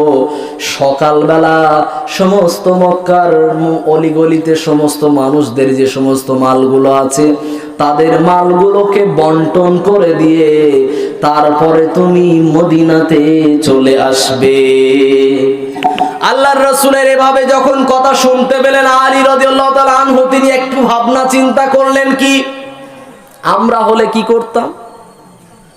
রাসূলুল্লাহর ঘরের চারিদিকে কাফের বেঈমানরা তরবারি নিয়ে দাঁড়িয়ে আছে, আর আমাকে যদি দায়িত্ব দেওয়া হয় বা আমাদের কাউকে যদি দায়িত্ব দেওয়া হতো, আমরা হলে কি বলতাম? আপনাকে মারার জন্য কাফের বেঈমানরা তরবারি লাঠিসোঁটা নিয়ে দাঁড়িয়ে আছে, আর আপনি আমাকে দায়িত্ব দিয়ে যাচ্ছেন, মানে আপনার ক্যাথার নিচে আমি ঘুমাচ্ছি, কে ঘুমাচ্ছে? ওরা সকলে এসে মারবে কাকে? আমাকে মারবে না? যে রাসূলুল্লাহর বিছানায় শুয়ে থাকবে তাকে সকলে আক্রমণ করবে, কি করবে না? এটাই স্বাভাবিক কথা, ঠিক না? এই রকম বিশ্বাস নেওয়ার পরে আলী রাদিয়াল্লাহু তাআলা আনহু তিনি বিছানায় শুয়ে গেলেন, চাদরটাকে মুখের উপরে চড়িয়ে দিলেন, তিনি গায়ের উপরে চড়িয়ে দিলেন। এমন সময়ে আলী রাদিয়াল্লাহু তাআলা আনহু তিনি শুয়ে আছেন, কাফের বেঈমানরা চারিদিকে কথা বলাবলি করে, মুহাম্মদ যদি ঘর থেকে বের হয় সাথে সাথে দ্বিখণ্ডিত করে দেওয়া হবে, মুহাম্মাদের কল্লা আলাগ করে দেওয়া হবে, মুহাম্মাদের কল্লা কেটে দেওয়া হবে। কেউ কেউ বলছে না, মুহাম্মাদের ঘরে গিয়ে তার চাদরটা উঠিয়ে নিয়ে একা পুরুষের মতো নয়, পুরুষের মতো, বীর পুরুষের মতো আমরা তাকে হত্যা করব, তাকে জাগিয়ে দিয়ে আমরা হত্যা করব, এমনি এমনি চুরি করে মারবো না। এমন সময় সকলে এই কথাতে একমত হলো, ঘরের ভিতরে প্রবেশ করব, তারপরে মেরে ফেলবো। আলী রাদিয়াল্লাহু তাআলা আনহু তিনি ঘরের ভিতরে শায়িত হয়ে আছেন। আমরা কেমন মুসলমান জানেন? আমরা এমন মুসলমান, আমাদের ভিতরে ওই রকম ঈমান থাকা তো দূরে থাক, ঘরের ভিতরে একলা রাতের বেলা শুয়ে আছি, সকালবেলা ঘুম থেকে উঠেছি, ঘুম থেকে ওঠার পরে স্ত্রী বলছে তোমার খাটের নিচেই দেখো দেখো দেখো সাপ সাপ সাপ। তখন বলছি, স্বামী কি বলছে জানেন? এতটা ভয় পেয়ে গেছে, বলছে বাইরে থেকে একটা পুরুষ মানুষকে ডেকে দাও। তখন স্ত্রী তখন স্বামীকে বলছে তুমি কি? স্বামীকে স্ত্রী বলছে তুমি কি? বলছো আমি তো পুরুষ, তাই তো আমার তো মনে ছিল না। তখন স্ত্রীকে বলছে ঝ্যাঁটাটা দাও তাহলে। বিষয়টা খেয়াল করে দেখেন, সামান্য একটা কীট পতঙ্গের ভয়ে নিজে ভুলে গেছে পুরুষ, আর তখন আলী রাদিয়াল্লাহু তাআলা আনহু মার্ডার হয়ে যাবে, রাসূলুল্লাহর জায়গাতে শায়িত হয়ে আছেন, শুয়ে আছেন। এই সাহাবী একজন দামি সাহাবী, রাসূলুল্লাহর এই সাহাবী শুয়ে আছেন এবং মনে মনে ভাবনা চিন্তার অধীর বিগ্রহ এই কথা জাগ্রত করে আছেন, আজকের বেঈমান মুশরিক তোমরা যত যা কিছুই করো না কেন, আমাকে মারতে তোমরা পারবে না। কারণ রাসূলুল্লাহ কি বলে গেছে, লজিকটা শুনবেন, খেয়াল করে শুনবেন। নাম্বার 1, আমার নবী বলে গেছে যত বেঈমান কাফেরদের মাল তোমার কাছে আমি রাসূলুল্লাহ দিয়ে গেলাম, ওইগুলো সকালবেলা তুমি বন্টন করে দিয়ে যাবে। সুবহানাল্লাহ বলা যাবে না? আমার রাসূল যখন বলেছে আমি সকালবেলা পর্যন্ত আল্লাহর দয়াতে আমি জীবিত থাকবো, এটা বিশ্বাস নবীর উপরে।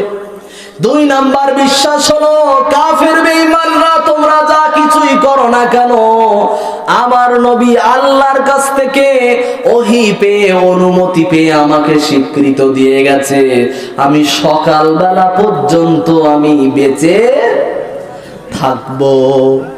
তাহলে আমার নবী অদৃশ্যের খবর কিন্তু জানতেন না। ওয়ামা ইয়ানতিকু আনিল হাওয়া ইন হুয়া ইল্লা ওয়াহয়ুন ইউহা। আমি আল্লাহ পাক পাক রব্বুল আলামিন আমার নবীকে যদি কোনো কথা না বলতে বলি, ওহী যদি না করি, অতক্ষণ আমার নবী কোনো কথা বলেন না যতক্ষণ আমি আল্লাহ কোনো কিছু বিষয় নবীকে না বলি। তাহলে আমার নবী নিজের ব্যক্তিগত বিষয় থেকে কোনো কথা বানিয়ে বলতেন না। আমাদের হুজুর সাহেবরা নতুন করে কাহিনী তৈরি করে পীর ওলিয়া উলিয়াদের নামে। আব্দুল কাদের জিলানী বড় পীর সাহেবের নাম। ওই আব্দুল কাদের জিলানীর নাম যদি নাপাক অবস্থায় বলা হয় তাহলে শরীর থেকে 40টা পশম ঝরে ঝরে পড়তে থাকবে। কাফের বেঈমান মুশরিকরা যদি বলে আব্দুল কাদের জিলানীটাকে, যখন প্রশ্ন করবে আপনার উত্তরে বলতে হবে তিনি একজন আল্লাহওয়ালা ব্যক্তি, তিনি একজন মুসলমান, তিনি একজন স্কলার। তখন আপনি এই কথার উত্তর যখন বলে দিলেন, বেঈমান মুশরিক নাস্তিকরা জিজ্ঞাসা করবে তার নাম উচ্চারণ করলে 40টা পশম যদি পড়ে যায়, আমার মাথাটাকে ন্যাড়া করব, দাড়িটাকে কাটবো, চেঁচে দেব, গোপটাকে চেঁচে দেব, বগলের নাভির নিচের চুলগুলো আমি কাটবো, তাহলে নাপাক অবস্থায় আব্দুল কাদের জিলানীর নাম নিলে বেলেট আনার প্রয়োজন হবে না। এটাই তো যুক্তি, ঠিক না? তাহলে ইসলামকে বানালেন কি হাসির পাত্র। আব্দুল কাদের জিলানীর নাম নিলে 40টা পশম পড়ে যাবে। ভাই খেয়াল করে শুনবেন, আল্লাহর নাম নাপাক অবস্থায় নেওয়া যাবে কি যাবে না? যাবে কি যাবে না? পবিত্র অবস্থায় নেওয়া যাবে কি যাবে না? কোরআন নাপাক অবস্থায় তেলাওয়াত করা যাবে কি যাবে না? যাবে। কিন্তু কোরআন স্পর্শ করে, এই যে কোরআন ধরলাম, ধরে তেলাওয়াত করা, এই বিষয়টার ভিতরে সমস্যা আছে। কথা কি বুঝাতে পেরেছি? পবিত্র কোরআনের গায়ে আল্লাহ পাক রব্বুল আলামিন কোন কোন জায়গাতে তিনি জানিয়েছেন, সূরাতুল ওয়াকিয়ার ভিতরে আল্লাহ জানিয়েছেন লা ইয়ামাসসুহু ইল্লাল মুতাহহারুন। কোরআনকে তোমরা স্পর্শ করবে না যতক্ষণ পর্যন্ত তোমরা পবিত্রতা অর্জন না করবে। এটার মানে হলো ফরজ গোসল করার পরে পবিত্র কোরআনে হাত দিয়ে স্পর্শ করে তেলাওয়াত করা যাবে। কথা কি বোঝা গেছে? অনেকেই বলে থাকেন পবিত্র কোরআনে ওযু না করে হাত দেওয়া যাবে না, বলে থাকেন অনেকেই। হানাফি মাযহাবের ফতোয়া এটি, কথা ঠিক না? হানাফি মাযহাবের এই ফতোয়াটাকে আপনি মানতে পারেন, অবশ্যই মানতে পারেন, তবে কিসের জন্য? আদবের জন্য। কিসের জন্য? পবিত্র কোরআনে হাত দিতে গেলে, মানে আপনি সারাদিন পরে একবার কোরআন নিয়ে আপনি বসবেন, ওযু সহ বসবেন, এই বসার পরে এটা হলো আদব। এটা কি কি বললাম? আদব। এই আদবটা আপনি রক্ষা করে বসে গেলেন, এর ভিতরে যদি ওযু ভেঙে যায়, ওযু যদি নষ্ট হয়ে যায়, তাহলে নতুন করে ওযু করা লাগবে না। কথা কি বোঝাতে পেরেছি? বোঝা গেছে কথা? আল্লাহ পাক রব্বুল আলামিন তিনি রাতের শপথ করলেন, এরপরে আল্লাহ বললেন মা ওয়াদ্দাআকা রাব্বুকা ওয়া মা ক্বালা। শেষ করে দেব? শেষ করে দেব? হ্যাঁ, শেষ করলে হবে না? হ্যাঁ, 3টা পর্যন্ত সর্বনাশ। হ্যাঁ ভাই শোনেন, এভাবে নক করলে বারবার কিন্তু হবে না, তাহলে কিন্তু বায়ান আমি শেষ করব। আমার গতিতে আমাকে দেখতে হবে দর্শক কি চাচ্ছে, কেমন ভাবে বসছে। হাদিস কোরআন বললে মানুষ উঠছে, শুধুই হাদিস কোরআন যদি বলেন মানুষ উঠছে ভাই, তাহলে আপনি দেখেন, আপনি চালান, এভাবে কথা বললে হবে না। হাদিস কোরআনই তো বলছি না, বাইরে কিছু বলছি। উদাহরণ না দিলে মানুষকে যদি বলেন শুধুই গোস্ত খাওয়াবো, মানুষ খাবে না।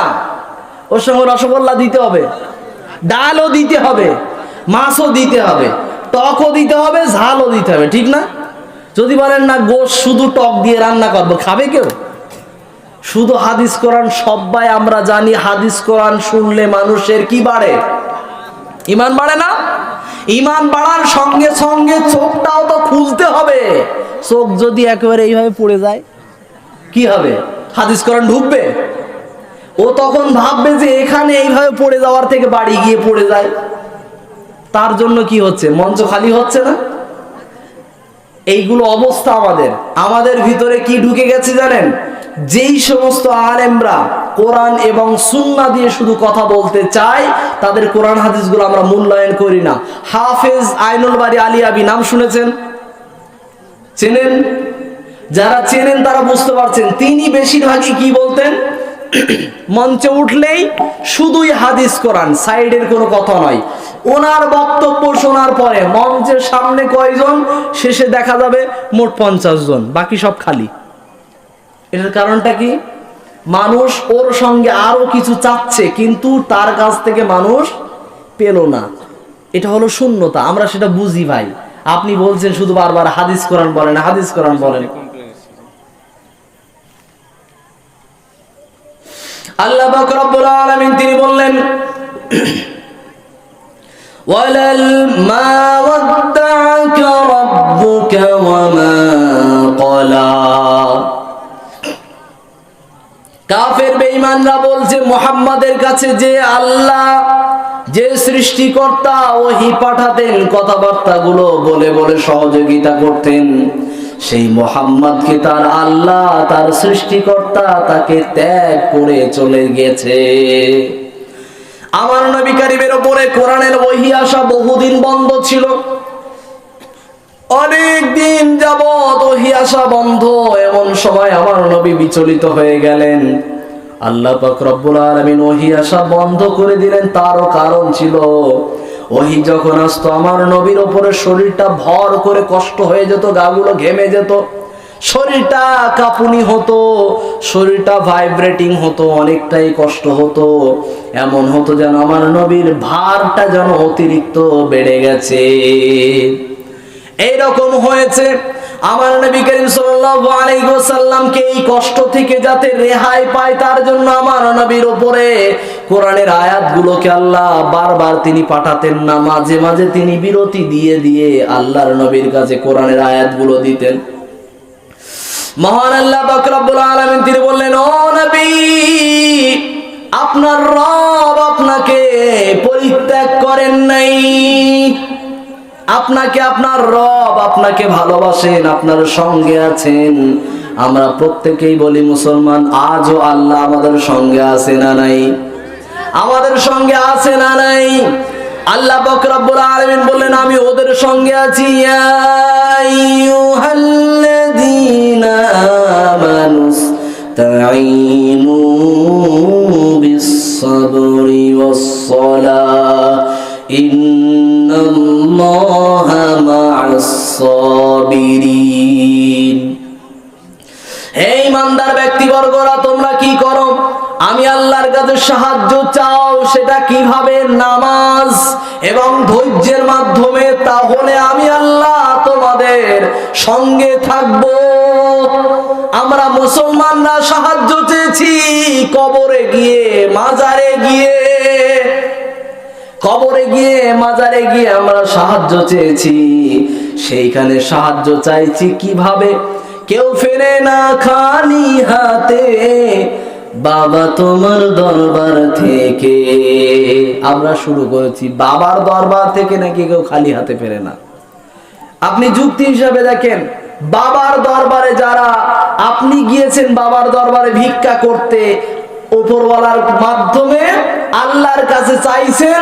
কার মাধ্যমে? বাবার মাধ্যমে। আপনি বলছেন না, আমি তো আল্লাহর কাছেই চাইছি, বাবার কাছে তো চাইনি। এই ওসিলা হারাম। এই ওসিলা কি? হারাম। এই ওসিলা হবে শিরক। এই ওসিলা করা যাবে না। সরাসরি আপনাকে আল্লাহর কাছে চাইতে হবে। ওয়ানাহনু আকরাবু মিন হাবলিল ওয়ারিদ। আল্লাহ আপনার গর্দানের কাছাকাছি, এতটা নিকটবর্তী। তার মানে আল্লাহ সর্ব জায়গায় বিরাজমান। হ্যাঁ, আল্লাহ সর্ব জায়গায় আছে। তার মানে আল্লাহ সবার কাছে আছে। মানে কি? আল্লাহর শক্তি, আল্লাহর রহমত, আল্লাহর কুদরত, আল্লাহর দয়া সর্ব জায়গায় বিরাজমান। আল্লাহ আরশেন, আল্লাহ আছেন আল্লাহু আলা আরশিস তাওয়া। আল্লাহ কিসের উপরে আছে? আরশের উপরে। আকীদা ঠিক করতে হবে। অনেকের আকীদা কি আছে, আল্লাহ সব জায়গায় আছে, ঠিক না? এই আকীদা হলো ভ্রান্ত আকীদা। অনেকে আকীদা বোঝেই না, আকীদা কি জিনিস। যে আকীদা যদি ঠিক না থাকে তাহলে ঈমান ঠিক নাই, আর ঈমান ঠিক না থাকলে কোনো আমল ঠিক নাই, কোনো আমল ঠিক না থাকলে জান্নাতও নাই, জান্নাত হবে না। আকীদা ঠিক করতে হবে। আপনাকে আকীদা রাখতে হবে আল্লাহ কোথায় আছেন, আরশে। তুমি আরশে থাকো প্রভু, আমি জমিনে, তবু তোমারি প্রেম জমে হৃদয় গহীনে। তুমি আরশে থাকো প্রভু, আমি জমিনে, তবু তোমারি প্রেম জমে হৃদয় গহীনে। আমি তোমারি গোলাম গো, অন্য কারো না। আমি তোমারি গোলাম গো, অন্য কারো না।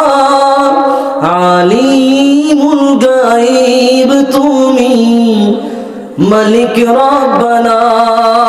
পড়েন সকলে, আল্লাহু আল্লাহু আল্লাহু আল্লাহ, আল্লাহু আল্লাহু আল্লাহু আল্লাহ। সেই মহান আল্লাহ পাক রব্বুল আলামিন আছেন কোথায়, আরশে। সেই মহান আল্লাহ পাক রব্বুল আলামিন সেইখান থেকেই আমাকে সহযোগিতা করার জন্য তিনি প্রস্তুত।